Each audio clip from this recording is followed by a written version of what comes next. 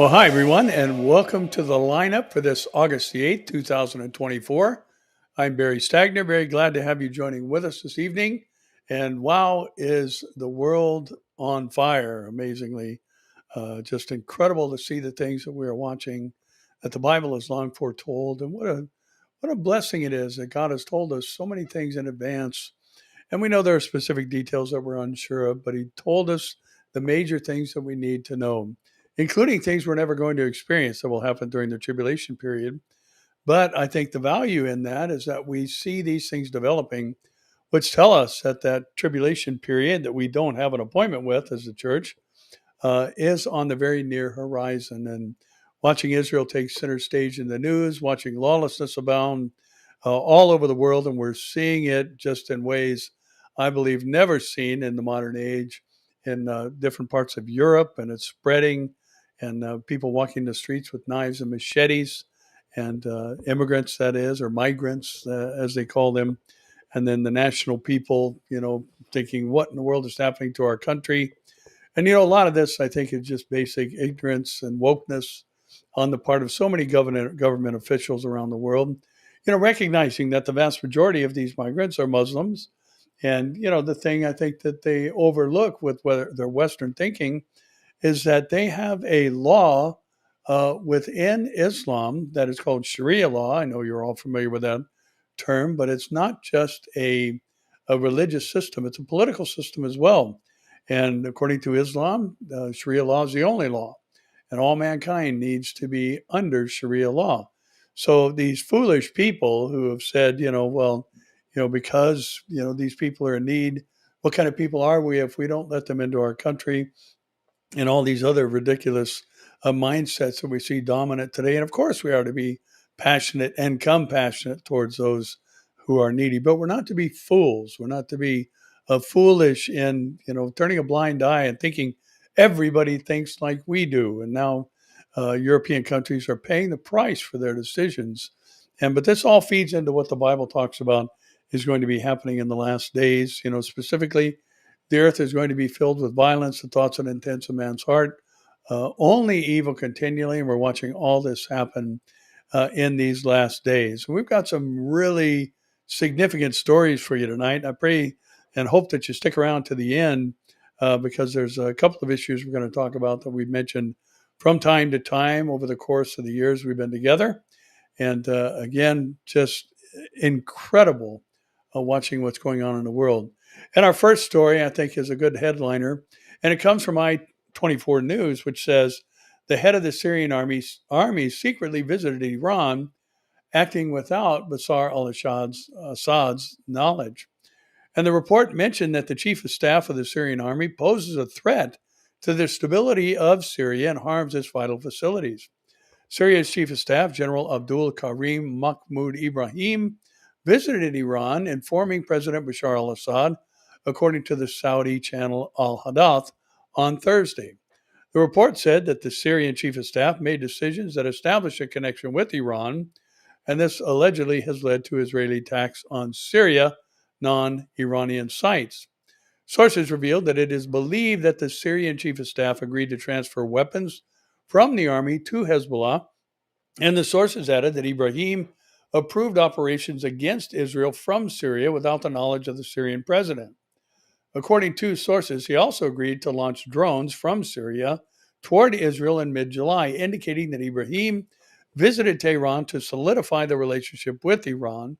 And the sources mentioned that Ibrahim poses a threat to the stability of Syria and harm to its vital infrastructure. And this comes as Israel's war against Hamas continues in the Gaza Strip, but the focus has shifted to regional Iranian proxies acting against the Jewish state, including in Syria. Now, we've talked about this multiple times, that the fact is, I believe that the catalyst for the Ezekiel invasion from the north is going to be the destruction of Damascus, as recorded in Isaiah 17:1. And for those who say, well, that's actually a historical event that took place years ago, well, then why is there Damascus today?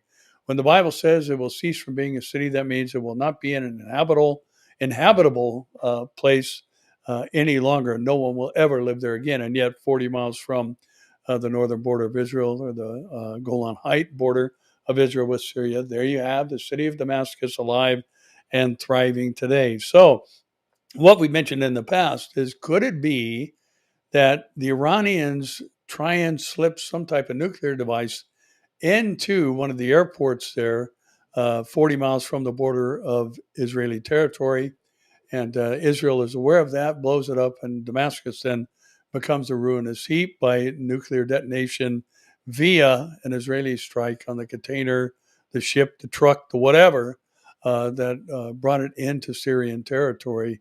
Or I shouldn't say the ship. There's no ships in Damascus, but obviously some means of transport could be the possible, maybe even probable cause of the destruction of Damascus, which I again believe that it's very, very possible that this could lead to the emboldening of the nations named in the Ezekiel war scenario to, with a hook in their jaw, placed there by God, to be drawn down out of the north. So this is a very interesting article to lead off with, including the fact that they recognize that this is potentially damaging to the stability of Syria and harms its vital infrastructure. And we'll find out more whether Bashar al-Assad was actually aware of this or not, because going and doing something like this man did could be hazardous to your health in these kind of cultures, if you know what I mean. Now, the Jewish News Syndicate is reporting that Israel estimates that Hezbollah will strike before Iran. And let me share something with you that I shared last night. We have a worship praise night every first Wednesday of the month at the church. And I was just really moved by something that Amir said, and I'm sure many of you saw it on Telegram. And what he said was, and this is something that I think every pastor has said at some point in time. We probably even offered it as counsel to someone else at some point or another in some form or fashion. But he said he thanked God for what he was going to do. It wasn't what he has done, though there's much to be thankful for in that capacity, but for what he was going to do. Why? Because he understands that the Word of God says that Israel will not be defeated, and God is going to fight as he fights in the day of battle against all the nations that come against Israel. Amos 9:15 makes it very clear that the city of Jerusalem is going to exist. The Israeli people are going to continue to exist. The Jews will not be uprooted ever again from their national homeland given to them by covenant from the true and living God. Now, it's interesting what he said in light of the fact that he was thankful for what the Bible said. And I think this is a good lesson and point of application for us all. And I made the point last night, we all have those seasons during our lives where there's something looming out there, something unknown. And, this headline reminded me, when Amir made that statement, that, there's 250,000 rockets aimed at Israel from Lebanon right now. You've got the threat of all of the financial backing and everything that comes from Iran and the proxies there. You've got concerns on the southern front. You just saw probably this past week the fact that there was a tunnel from Egypt into Gaza that was truck size, and munitions and other things were snuck in from Egypt to Gaza. And this, of course, was taken over and possibly destroyed. I haven't heard if the tunnel itself was actually destroyed. But here we've got Israel surrounded on every side. And yet, because of what the Bible says, there's reason to give thanks. And this is what just really struck me about what Amir was saying. He hasn't seen God do it yet, but he was giving thanks for what his word said he was going to do. And, that's a point of application for us all. Maybe you're still waiting. Maybe you're wondering, how's God going to get me out of this mess or fix this mess or stop these attacks on me? And, you have a promise from God that he will never leave you nor forsake you, and that nothing can separate you from his love, and no one can snatch you from his hand. And so we can thank God while we're waiting for those promises that we have from his word. And again, the headline from the Jewish News Syndicate about Hezbollah striking before Iran, the article goes on to say Israel remains on high alert for potential attacks by Iran and its regional terror proxies, with the security establishment assessing that Hezbollah will strike first. Both the Islamic Republic and its Lebanese terror army have vowed revenge for the targeted killings last week of Hamas leader Ismail Haniyeh in Tehran and senior Hezbollah official Fuad Shakur in Beirut. Fuad Shakur. And Israel's Channel 12 News reported on Wednesday that Hezbollah Secretary General Hassan Nasrallah could see a window of opportunity to initiate an attack in the coming days. A large-scale intelligence effort is underway to identify the timing and the nature of the response, according to the report. Nasrallah said in a speech on Tuesday that the terror group will retaliate for the Shakur assassination. Several hours before the speech, Al-Akhbar, a pro-Hezbollah paper in Beirut, published a front-page article suggesting that Hezbollah would likely target Tel Aviv.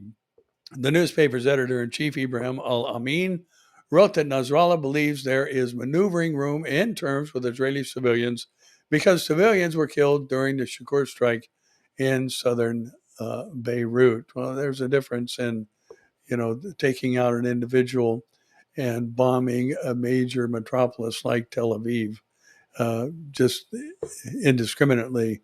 Some of the weaponry that's coming out of Lebanon is, GPS supported, but the vast majority, some 10%, which would equal some 25,000 guided rockets and missiles. But, you've got the balance, the other 90%, being the 215,000 or 225,000, I'm sorry, just dumb bombs, just fire and hope they hit something that you pointed at in that general direction. So, there's a huge difference in taking out someone and those who were with him, and just indiscriminately bombing a major city like Tel Aviv, as I said. But this is the mindset, it's justified because, taking out Israeli civilians because Lebanese civilians were killed in the Shakur strike in southern Beirut. That's how their thinking goes. And according to a report in the London-based Iran International, Pezeshkian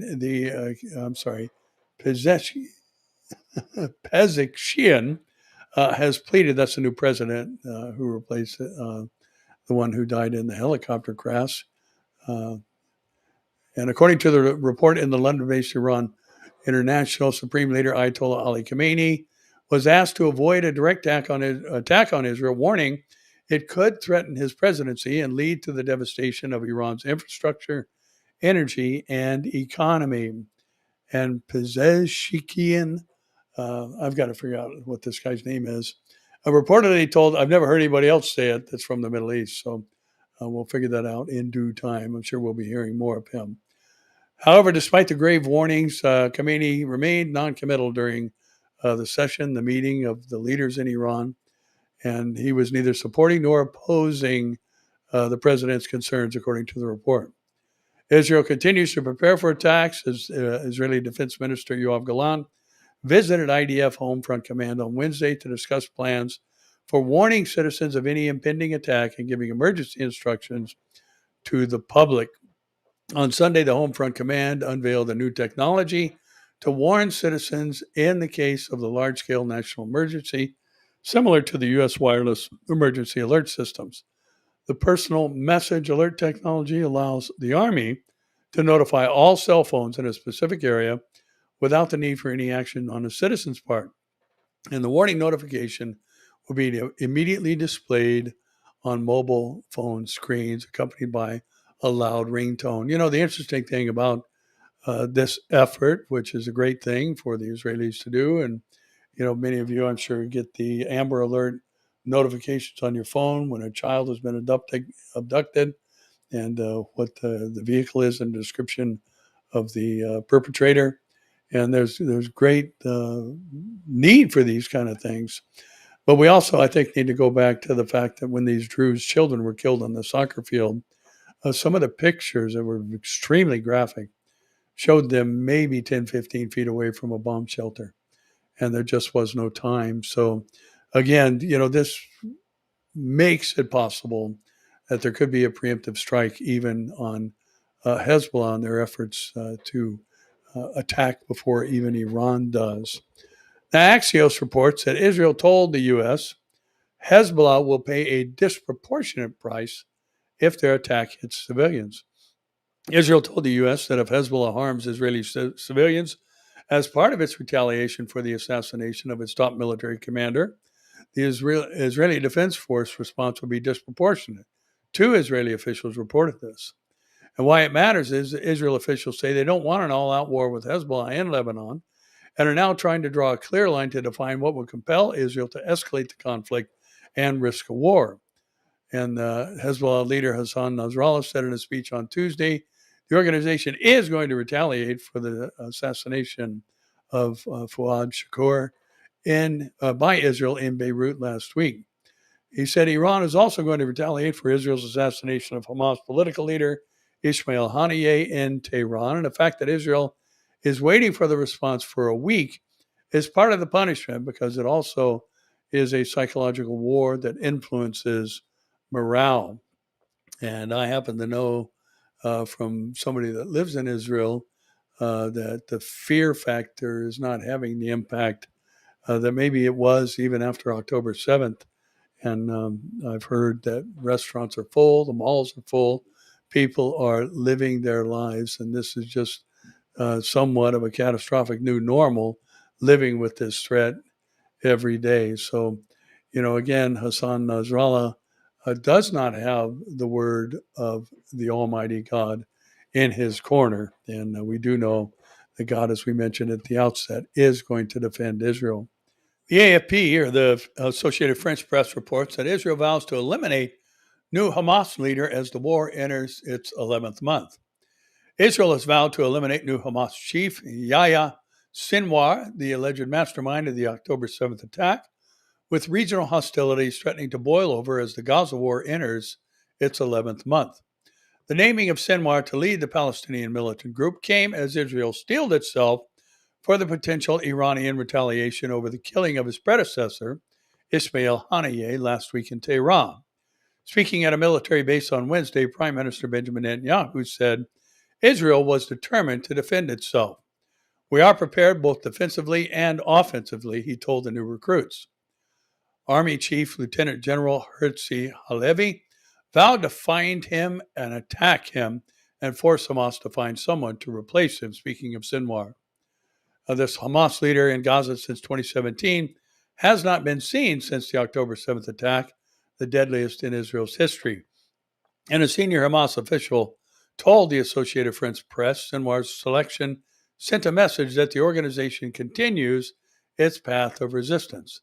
And analysts believe that Sinwar has been both more reluctant to agree to a Gaza ceasefire and closer to Tehran than Haniyeh, who lived in Qatar. If a ceasefire deal seemed unlikely upon Haniyeh's death, it is even less likely under Sinwar, said Rita Katz, executive director of the Site Intelligence Group, adding Hamas would only lean further into its hardline militant strategy under his leadership. So again, now you've got on both sides of the issue someone who is stalwart to accomplishing their goals. Netanyahu's goal, Israel's goal, is the elimination of Hamas, and Sinwar's goal is the destruction of the nation of Israel. So again, we are seeing new level, even if we could use the jargon of our day, things are going next level on many fronts as far as the prophetic chronology goes. Now, Just the News reports that foreign policy expert Dr. Walid Forez says a ceasefire would be a defeat for Israel. Foreign policy expert Dr. Walid Forez says that a ceasefire in the Israel-Hamas war would serve as a defeat for the Jewish state. A ceasefire means a defeat for Israel, Forez said on Just the News No Noise TV show. It means that Hamas will reload. It means that the regime in Tehran will send money. And both of those are unacceptable. Hamas leader Ismail Haniyeh was killed last week in Iran as part of an alleged Israeli strike. According to the Associated Press, he was recently replaced with Yahya Sinwar, the architect of the October 7th attack, as we just read. And former chief of staff of the National Security Council and CIA analyst Fred Fleitz predicted Wednesday that Iran would retaliate against Israel following the death of Haniyeh. My guess is that it will be a terrorist attack because the Iranians don't think their missiles are going to get through, Fleitz said on the John Solomon report. And it may not be in Israel, it may be Israeli diplomatic compounds on another continent. Well, again, Israel taking center stage, all things, so many things on so many different levels, all having Israel at its foundation, either in anti-Semitism or, just a general hatred for the Jews, which is really kind of beyond anti-Semitism. And anti-Semitism is a lot of what we're seeing, in some of these college campuses and protests around the world and pro-Palestinian movements and all of that. But, and anti-Semitism, make no mistake, it is a hatred for Israel. But there's something far deeper, I think, that goes back with many of these countries to the age-old battle between Ishmael and Isaac and the hatred of the Jewish people that is kind of born into the Arabs, or many of them, I should say. There's wonderful Arab Christians, no doubt about that, and don't mean to imply that every Arab is a Jew hater. Yet the Times of Israel reports that the Houthis claim to target container ships in the Red Sea and U.S. destroyers in the Gulf of Aden. Yemen's Iran-aligned Houthi rebels said on Wednesday that they had targeted a ship identified as the Kant ship Ono in the Red Sea, as well as 2 U.S. destroyers in the adjacent Gulf of Aden. The Houthi Air Force targeted U.S. destroyer Cole with a number of drones and the U.S. destroyer Laboon with a number of ballistic missiles, the group's military spokesman Yahya Sari said. And the Liberia flag container ship Conship Ono was targeted with ballistic missiles and drones in the Red Sea, Sari added. The Houthis have launched repeated drone and missile strikes on ships in the crucial shipping channels of the Red Sea, the Bab al-Mandab Strait, and the Gulf of Aden since November to show their support for the Palestinians in the Gaza war. And this has forced shippers to reroute cargo to longer, more expensive journeys around southern Africa and has stoked fears that the Israeli-Hamas war could spread and destabilize the Middle East. And the frequency of the attacks, however, appeared to have decreased after Israel hit military targets near Yemen's Hodeidah port on July 20th, killing 6 and wounding more than 80 a day after a drone launched by the Iranian-backed group hit Israeli economic hub Tel Aviv.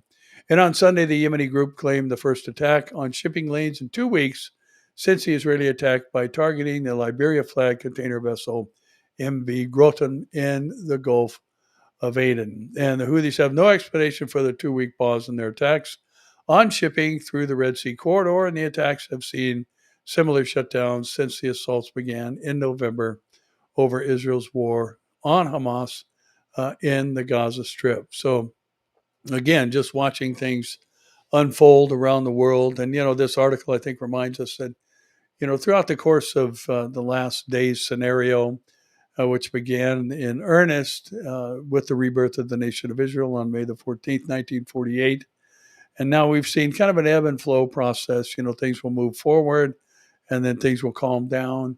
But there is very clearly a point of no return that the world is going to reach. And I personally believe that we've reached it. I don't think there's any reversal to the advancement of the prophetic narrative and chronology from this point on. I believe things are going to escalate and just move towards the ultimate fulfillment of everything written in Zechariah 12 to 14, as well as Ezekiel 38 and 39, Isaiah 17:1.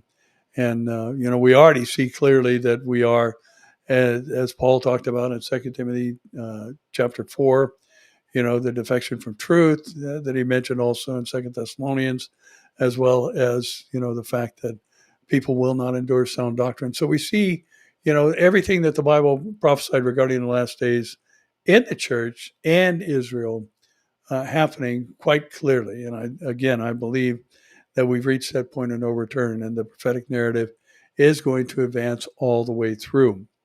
And this is, I think, something we can glean from the Olivet Discourse that, once these things are set in motion, according to Matthew 24, they're all going to happen within a single generation. Now, some would debate what that generation is, or is that figurative language? Well, I believe that because the fig tree is mentioned both in Joel and Haggai, that, this is applicable to the nation of Israel and its rebirth.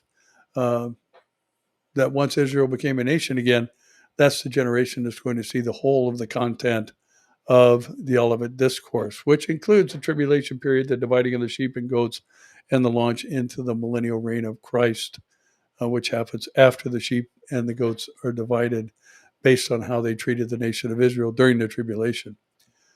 Now, again, remembering, what we mentioned a moment ago about this wokeness and this ignorance of so many Western nations, we have kind of a boots on the ground, so to speak, perspective in this next article, which again comes from the Associated French Press.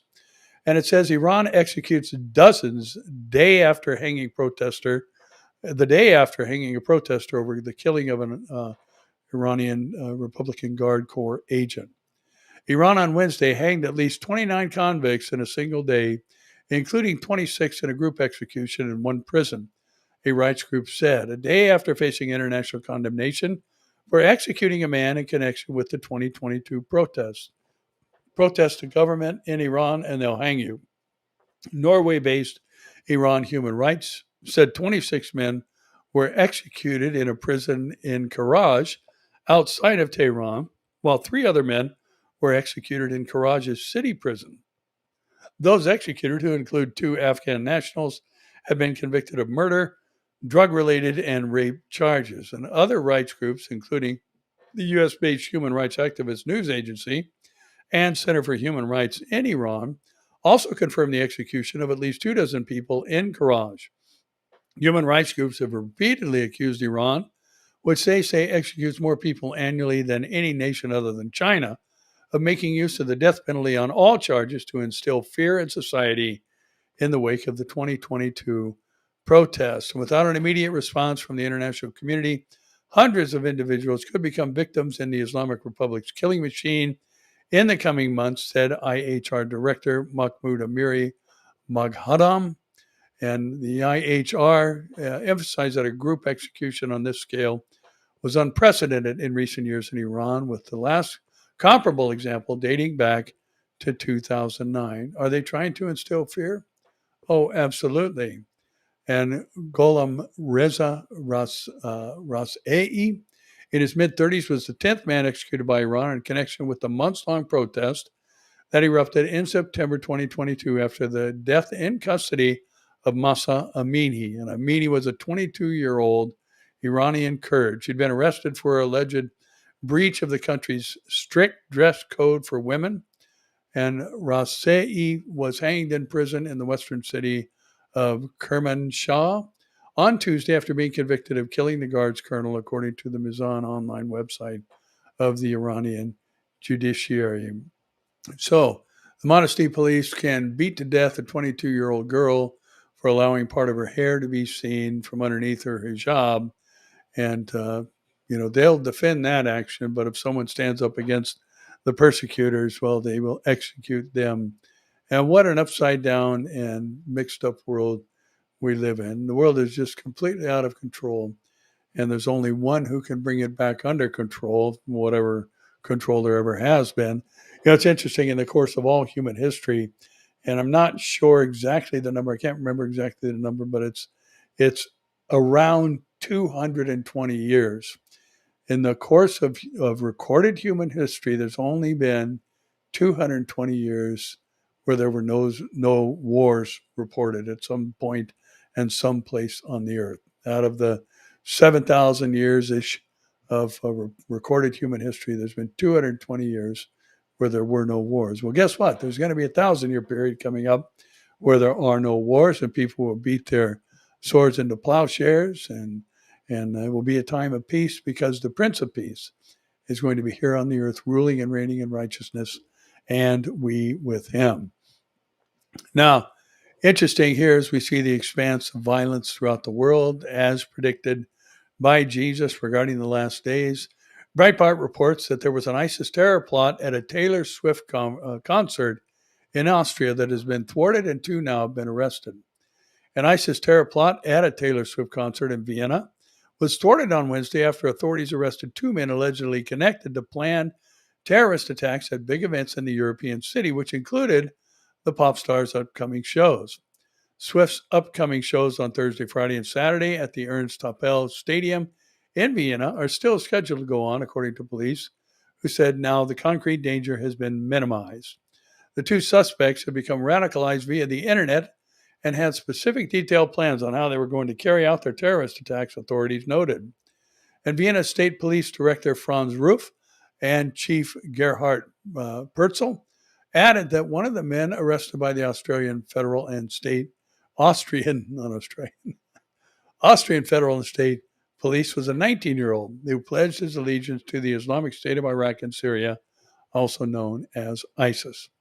A bomb squad reportedly found chemical substances after the 19-year-old suspect was taken into custody, and while it remains unclear if the chemicals could have been used to build a bomb, an investigation into the nature of the substances is still underway. And Austria's Cobra unit, similar to the FBI's hostage rescue team, assisted with the arrest of the two suspects, NBC News reported. So after watching all the young people who were slaughtered mercilessly at the festival, the music festival in the southern portion of Israel on October 7th, here we've got somebody trying to duplicate that type of thing because of their allegiance sworn to ISIS.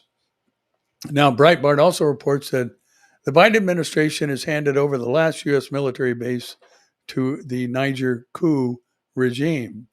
And the U.S. on Monday formally handed its last military base in Niger over to the ruling military junta, completing a pullout ordered by Niger's rulers in March.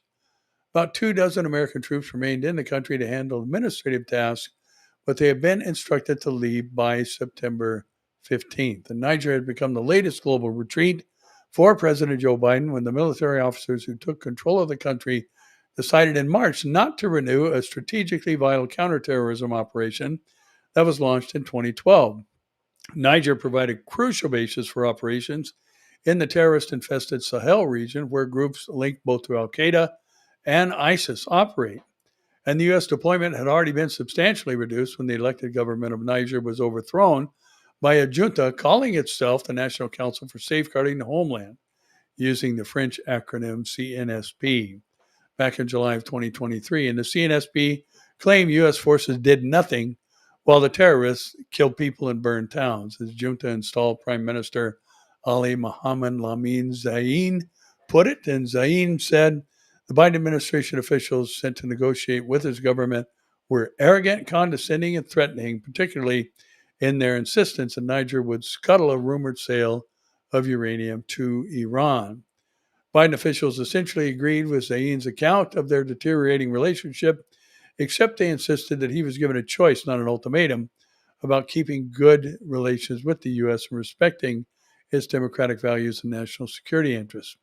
The Biden team insisted its difficulties with Niger could be worked out until May, when the Pentagon destroyed that narrative by ordering 1,000 American combat troops in Niger to prepare for withdrawal.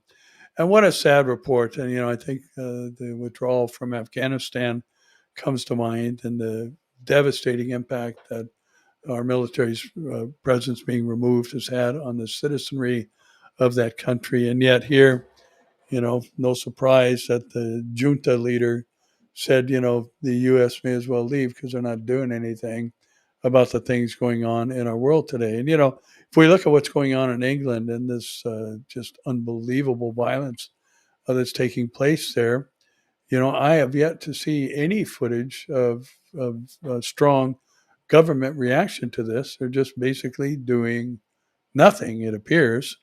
And, we've seen footage from different parts of the world, where water cannons are being used and things of that nature. But here we have ordinary citizens rising up and demanding that, their government take care of the people who were born and raised there, and quit opening the borders to people who seek their demise. And again, there's already places in England where the British police don't go, and they've been ordered to keep out because this is Muslim territory. And so, you and someday are going to wind up paying the piper, as the old adage goes, when you ignore the realities of these things. But this all plays into the prophetic scenario that the world will be filled with violence. People will be irrational in their thinking. Strong delusion is going to be the order of the day. And here we come to a pair of stories that I'm kind of excited about because it underscores something that we've been talking about literally for years. And, in Revelation 16, we see within the bold judgments that one of them is that the Son is given the power to scorch men's bodies. And I've seen all types of interpretive gymnastics regarding what this means and things from a supernova and things like that, or the understanding or explanation of this event. Listen, it's not a supernova. If that happened, the Earth would be dissolved. The sun's not going to become a supernova and increase in giant size and then basically implode upon itself. None of that stuff is logical. I mean, it would just a mere number of miles, if the Earth were closer to the sun, it'd be burned up. And the planet itself may exist, but life on it would be extinguished. So there has to be another explanation for the sun being given power to scorch men's bodies.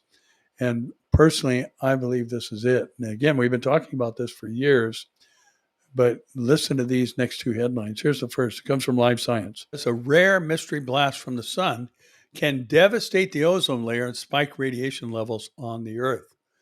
And again, as I've said over the years, I believe that this is what is being described in Revelation chapter 16. It can't be some type of physiological change in the sun because, again, that would be catastrophic to the whole of the Earth and there would be no survival. However, if there is a coronal mass ejection and these negatively charged ions in the plasma bombard the Earth to the degree that not just the tail of the magnetosphere is broken off, but the magnetosphere is broken down to the degree that it allows enough of this to get through the magnetosphere and destroy the ozone layer around the Earth. What the end result is of the sun being given power to scorch men's bodies is likely radiation burns. Now, obviously, we know a little bit about this from the post-Nagasaki Hiroshima events and the impact that radiation has and radiation burns on the skin. And I believe that's the likely candidate. But now here we've got an article that says the vibrant auroras from earlier this year have a darker side that scientists are still uncovering rather. Though auroras are typically only visible to the north and south poles, they were spotted all over the world during a solar storm in May. That's May 2024. The remarkable aurora in early May this year demonstrated the power that solar storms can emit as radiation, but occasionally the sun does something far more destructive, known as solar particle events. These blasts of protons directly from the surface of the sun can shoot out like a searchlight into space. Records show that around every 1,000 years, Earth gets hit by an extreme solar particle event, which could cause severe damage to the ozone layer and increased levels of ultraviolet or UV radiation at the surface. We analyzed what happens during such an extreme event in a paper published on July 1st. We also showed that at times when the Earth's magnetic field is weak, these events could have a dramatic effect on life across the planet. And Earth's magnetic field provides a crucial protective cocoon for life, deflecting electrically charged radiation from the sun. In the normal state, it functions like a gigantic bar magnet with field lines rising from one pole, looping around and plunging back down at the other pole, in a pattern sometimes described as an inverted grapefruit. The vertical orientation at the poles allows some ionizing cosmic radiation to penetrate down as far as the upper atmosphere, where it interacts with gas molecules to create the glow we know as the aurora. However, the field changes a great deal over time, and in the past century, the North Magnetic Pole has wandered across northern Canada at a speed of 40 kilometers per year, and the field has weakened by more than 6%. And geological records show that there have been periods of centuries or millennia when the geomagnetic field has been very weak or even entirely absent. And the Earth's magnetic field acts as a shield against solar wind of the particles from the sun, recorded in an image there.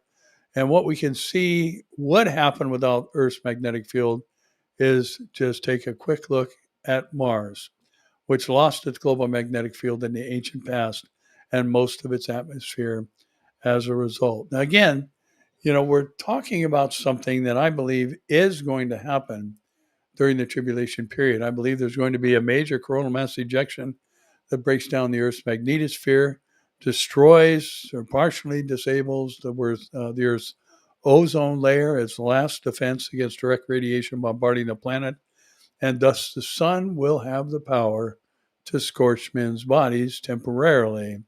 And because we know that, these coronal mass ejections are an event, they aren't a change that lasts for years, but they're just an ejection of plasma from the sun. And the impact, however, is going to be catastrophic on the earth. Now, I say all these things for one reason and one reason only, and that is Jesus is coming soon.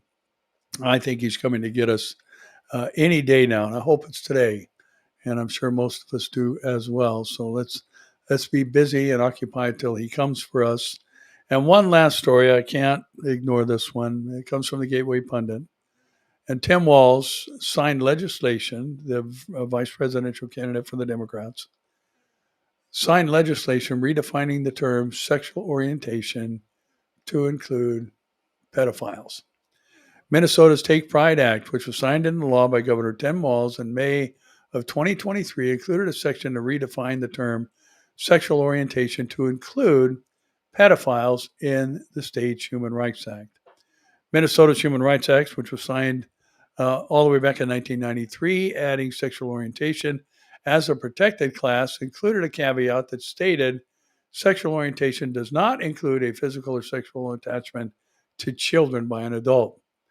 And during a Senate debate hearing on the bill, Senator Nathan Westenberg, Republican from Little Falls, urged lawmakers to vote against the bill, lest the people of our state come to believe that the majority of this body supports protecting pedophilia. And GOP lawmakers leveled a heavy accusation as the DFL majority during a public safety at the DFL majority during public safety debates in recent days, accusing them of protecting pedophiles, adults who are sexually attracted to children. And this paragraph was deleted from the bill, and the governor signed it into law. And what is this telling us? Well, lawlessness is abounding in these last days. The love of many has grown cold, and many have looked at that love of many as the natural loss of human affection.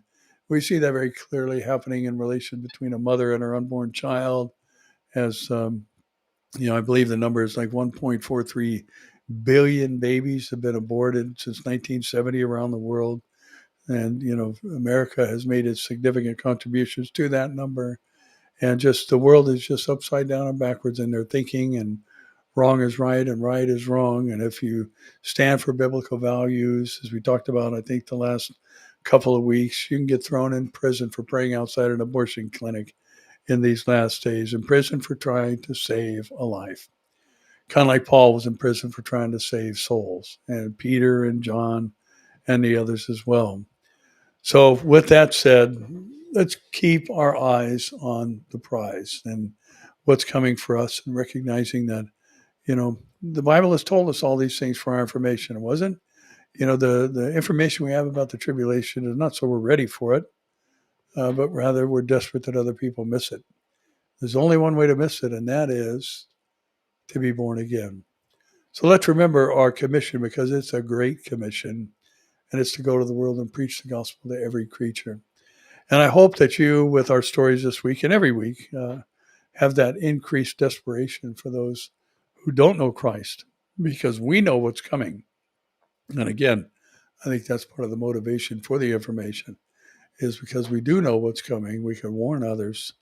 And, I think it's a valid point that we recognize we're living around people who are going to go into the tribulation. And, judgment has a part of the gospel message, because after all, you're going to be saved. You have to be saved from something. You're not just saved from nothing. And we know, in the end, when we're saved from a place that's prepared for the devil and his angels and all humans who volunteer to go there, and by rejecting Christ and not receiving the love of the truth. But, this ought to impassion us for those who are lost and perishing around us, including those who we've shared time and time again and have insulted us and demeaned us and diminished us and disparaged us and insulted even the God of our fathers.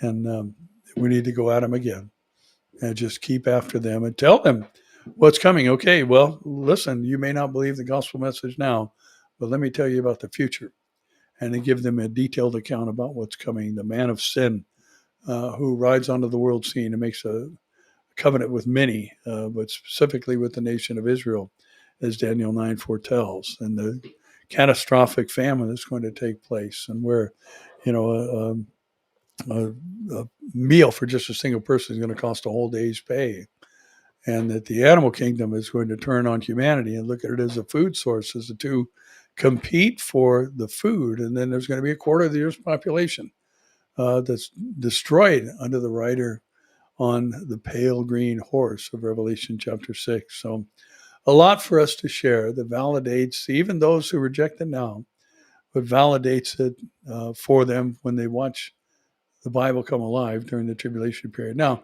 let me just add this. This popped in my head in conclusion.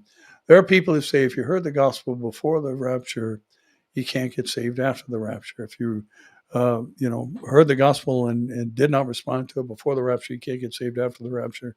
I disagree with that, and here's why. Most people don't get saved the first time they hear the gospel. And there's going to be people in the process of having someone come along that's planted a seed and have somebody water that seed.